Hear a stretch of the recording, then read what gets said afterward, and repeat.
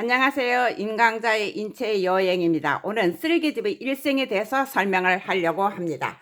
그러면 쓸개에 대해서 설명을 드리면 바로 여기를 더 보실까요?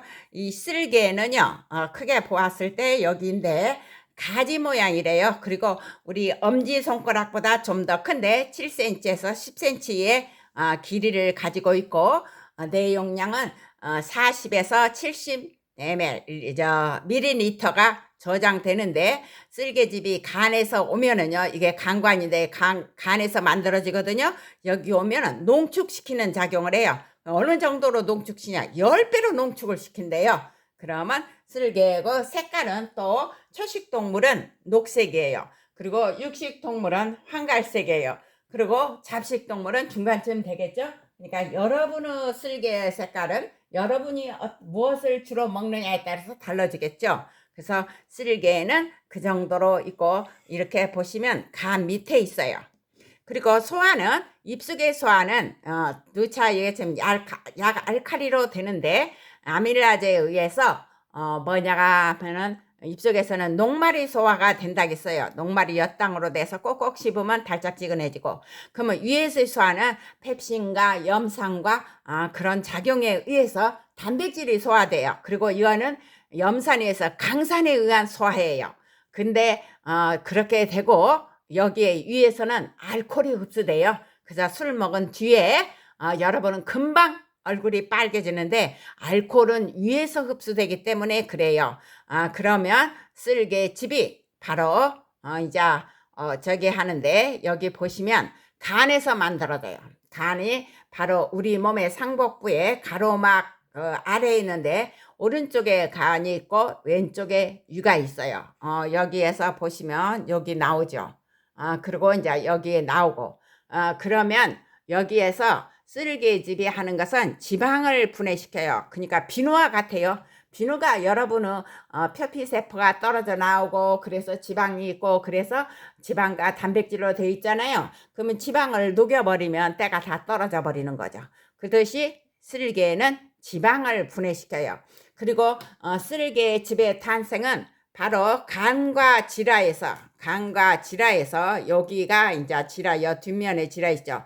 동양혈관이라는 게 있어요. 그래서 여러분의 적혈구, 백혈구, 혈소판인 혈액 가족들은 제명에 사는 것이 없어요. 전부 죽어요. 그래서 거기에 있는 동양혈관, 모세혈관이 한 4-5개가 합쳐져 큰 통로를 만들어요. 그리고 그 주변에는 대식세포들이 있어가지고 거기로 들어가는 혈액 속에 늙은 적혈구나 병든 적혈구, 백혈구라든가 혈소판, 좀 뭐 잘못된 거, 우리 몸에 해로운 물질, 병균, 그걸 싹 잡아서 먹어서 해치우는 작용하는데, 그때 적혈구를 잡으면 적혈구 속에는 헤모글로빈이 있어요. 근데 햄과 글로빈으로 되어 있는데, 글로빈은 바로 단백질이니까 그대로 두고 그 햄 속에 철분이 있어요. 그래서 햄 속에 철분이 바로 떨어져서 재활용되고 햄이 분해돼서 빌리루빈이 돼요. 그 빌리루빈에 간에서는 콜레스테롤을 합성하니까 콜레스테롤이랑 무기질이랑 합쳐서 여기에서 만들어지는데, 거기에서 지방 분해를 하는 역할을 해요. 그래서 간에서 쓸개즙은 탄생돼 가지고 아까 말씀드렸지, 쓸개 간 속에 들어가서 10배로 농축돼요. 이게 40ml에서 이제 70ml고, 여 길이는 바로 7cm에서 8cm, 우리 엄지손가락보다 좀 큰 가지 모양이라겠어요. 그래서 간에서 만들어져서 쓸개즙이 저장이 돼서 농축돼요. 10배로 농축시킨대요. 그랬다가 12장으로 음식이 오면은 12장에서는 콜레스테롤킨이라는 호르몬을 빨리 분비해서 쓸개즙으로 가게 해요. 그러면 쓸개즙에 OD 간략근이 있어요. 여기에서 보시면 여기 입구죠.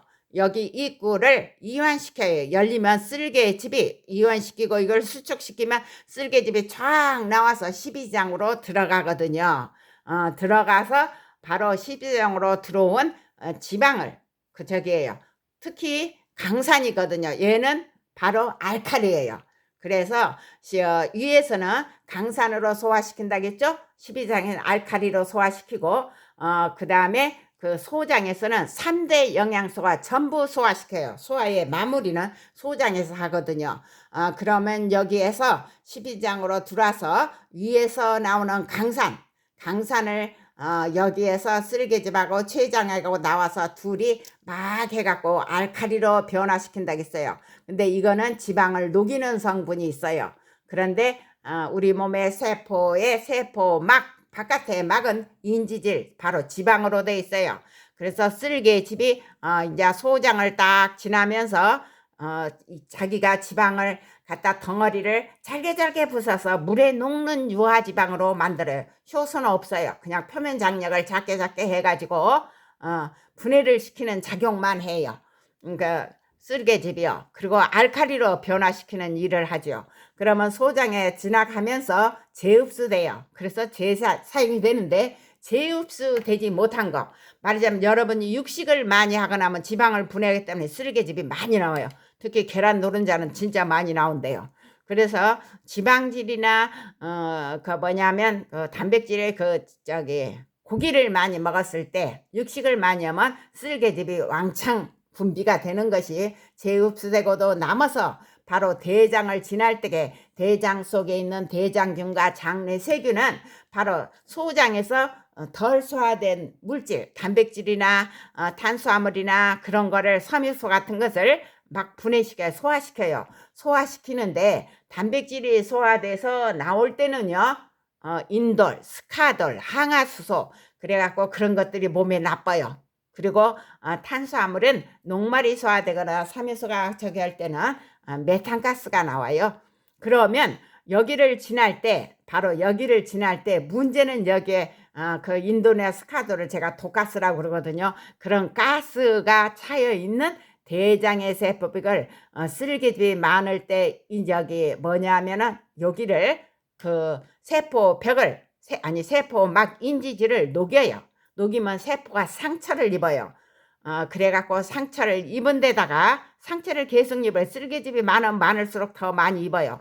그 대장에서 나온 독가스가 항아수도나 스카도르의 인돌 막 그런 것들이 그 상처 입은 세포한테 작용을 하면은 대장에 질환이 생겨요. 질환이 생기는데 특히 대장암이 많이 생겨서 요즘같이 서구식 식사를 많이 할 경우에 대장암이 많이 증가한다고 그러죠.